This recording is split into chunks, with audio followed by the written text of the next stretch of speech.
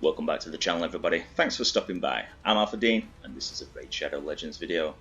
Today we are going to be talking about the event, and the event is the Victorious Titan event. So let's take a look at these milestones. We'll have a quick look at what each milestone is giving us, and then whether or not it's going to be worth going all the way to the end for this 5-star Pellets Perfect Star. So as you can see along the tops, we have got the options of your 1-star, your 3-star, and your 5-star Perfect Souls. These are Perfect Souls, so they're not split souls, so you don't have to get one to go into the other. You can just use straight your 3 if that's souls that you're going for, or straight away into your 5. Yeah, let's have a look then at what we're getting. So from this milestone 1, best thing on here by far is going to be Perfect Soul, and then the only other one worth mentioning for me is going to be the gems. Maybe the core hammers as well. I do struggle getting these. Milestone 2, we've got your Ancient Shard, your rank 4 Chicken, and then this Howling Guardians Relic. Now, I love the design on this. Let's take a quick look at it and find out what it does. So it decreases the damage most injured ally receives from bosses by 5%.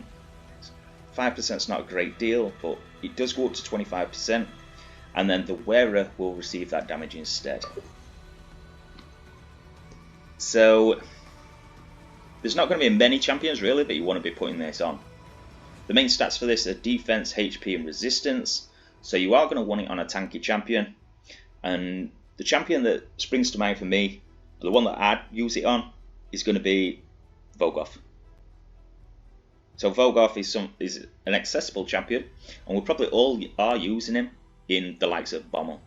He's a great champion for Bommel, and I think this will be a good relic for him. There's probably other ones as well, but that's the one that's springing to my mind straight away. So moving on from that then, we've got Milestone 3. Best one from here by far is going to be Perfect Soul for Pelops. I wouldn't say that there's anything really great or that's springing to mind from here. You've got your energy refills, I suppose, but Milestone 3 for me, it's not as good as Milestone 2 is. Milestone 4, we have got the Immortal Soulstone, by far best thing on here, in my opinion. Then it'll be the refills. I've got a ranked 6 Hazeglyph. These just aren't as valuable as what the ones were, just for the fact that they have got your rare, epic and legendaries in the game now. So yeah, it's a shame that they haven't upgraded these yet. And then we've got your Thunderbolt Spear. Now this Thunderbolt Spear, I don't think that it's actually that good. Let's take a quick look at it. So the Thunderbolt Spear then, wearer deals 10% more damage to enemies under shield buffs. The main stats are your crit damage, your attack and your defense. This does go to 40% more damage. The reason that I don't like this is because it's so situational. The fact that your enemies have to be under a shield buff is just a big negative for it. How often do you come across people with shield buffs? So it just basically renders it useless. And for me, we have got this Malefic Talon that's inside of the game. So this has got the same main stats as your Thunderbolt Spear does. So it's got the same crit damage. And this one, sure, it's not guaranteed. It's only got a 20% chance to deal 10% more damage when attacking. But that's not situational, and it's only a rare, so it's a lot easier for people to get their hands on. So yeah, that's why I'm not a massive fan of this Thunderbolt Spear. So moving on then, this Milestone 5, I mean, these are always quite decent rewards in here. So they're all worth picking up apart from your XP barrel. What is nice to see is this Hazeglyph actually, they have got a rare. I don't believe this is the Gnome. So this is good. I do like this edition. This is good.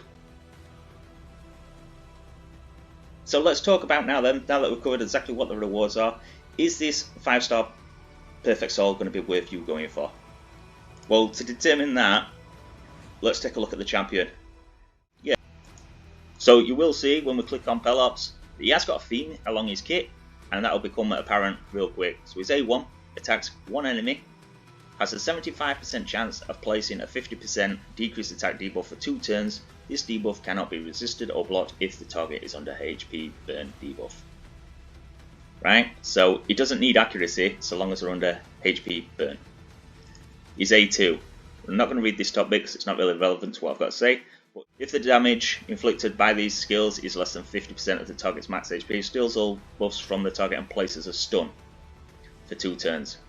These effects cannot be resisted if the target is under HP burn debuff again.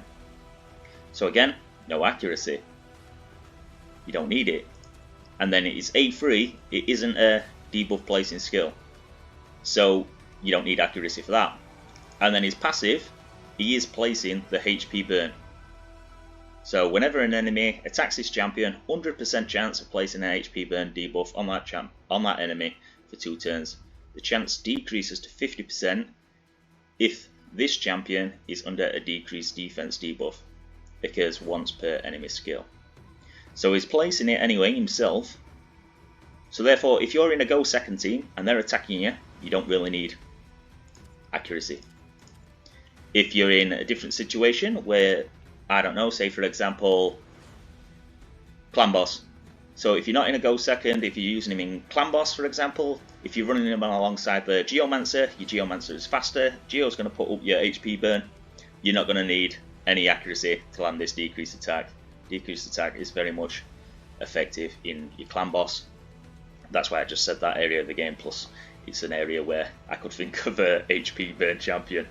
So if you're going to use him in a go second team, accuracy may not be required for it, and also in the likes of clan boss, if you're running with an HP burn champion, may also not be required. It's all going to depend on whether or not you're using this champion fast, and if you're going to be using him alongside a HP burn champion. If you are, you don't need that soul at all. So although support champions in general, they do need your 5-star soul, it's very beneficial for them, because with a HP soul, I don't know where I'm going here, with a HP soul, I'm not even getting my words out right neither. So with a 5-star soul, so Hilvy's got a 5-star soul, let's go to her.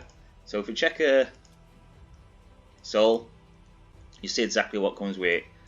So you have got on your 1-star, the 1-star, by the way, I very much pick up the 1-star. If that's all that you're going for, fair enough, but the 1-star for him is absolutely brilliant. It does give him HP. So he gets 7,500 extra HP. And let me just quickly go to, I'll find him on here actually, it might be quicker than going through all the pages and whatnot. So if we go to his A3 ability, his Magma Shield, the Magma Shield buff on all eyes for 2 turns, the value of the Magma Shield is equal to 30% of this champion's max HP.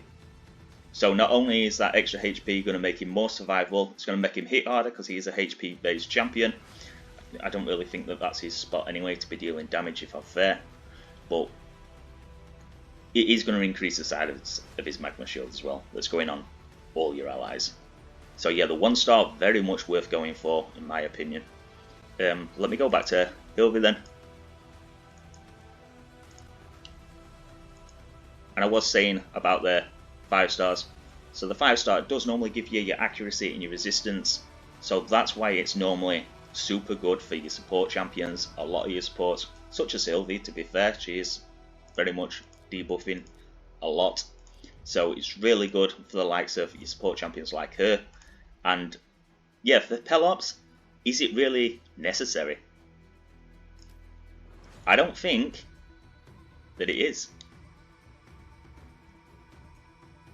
Is it going to be beneficial in some areas? Yeah. Is it going to be essential? I don't think so. There it is then, guys. That's my 2 penneth into this 5-star soul. And am I going to be going for it then? I don't know. I'm going to say no, but I may. You'll have to stay tuned to find out. What I'm 100% going for is this Immortal Soul Stone. The reason that I'm saying that I may go for this is because it's all going to depend, right? And it's all going to depend on, I'll bring this bit up actually because we're on this page. This Verdant Deck of Fate, so we've got this going on at the minute. Don't participate in this, it's very much pay to win. We are going to have something like this thrown into this Titan event. So it'll either be a Deck of Fate, such as this one, or it'll be a Hero Path. right? And this is going to be either the same as this, so it will be summon souls from soul stones, or it will be a summoning event. So that will be a bonus summoning event. So we may actually have to have 3 summoning events for this.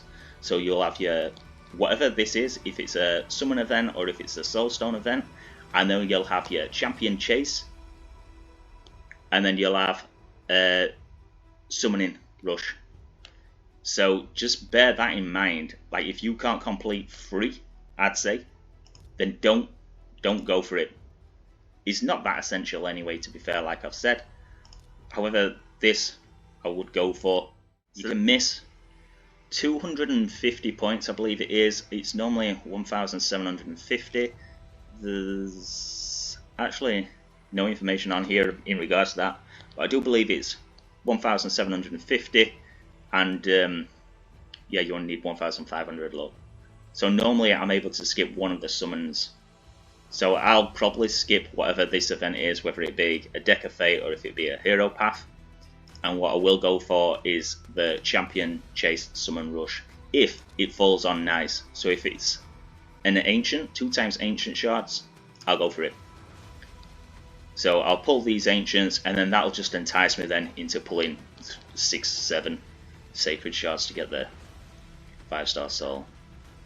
I am very much still in need of Wixwell and Nut, so that's why I'll be pulling if it is a 2 times on these.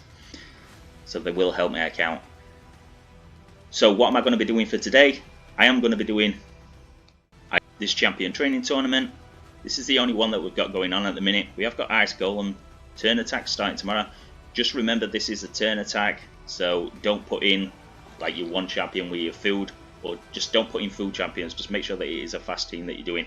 The amount of times that I've actually ran this forgetting that it's a turn attack and just got next to no points is unreal. So as we can see then, in this champion training tournament, we have got a total of 140 points in here, which is a decent amount of points, to be fair. This is something that I'm going to be completing at least to this 100 mark. Hopefully I've got enough patience to do this Basalt. I don't know if I will have. We've just come off the back of the champion training event, for Christ's sakes, but yeah, not ideal that this has landed here. It is something that I'm going to be doing. I have got loads of champions, to be fair, that I need to level up, so it might just give me a kick up the arse to get that done, to be fair. But yeah, I do find that these dungeons and whatnot, running alongside these Titan events, they are good, because you're getting not only your rewards from your tournaments, but you're also getting your rewards from these events as well. Like I said, that one is 140 points, so it's going to complete this whole milestone 1 in full, getting your 1-star soul, which I think everybody should get, by the way, and it's going to take you up to this rank charm. So there, that is going to be my plans anyway for today, guys. I hope that you found this video useful. Give it a thumbs up, subscribe to the channel, and I'll catch you all in the next one.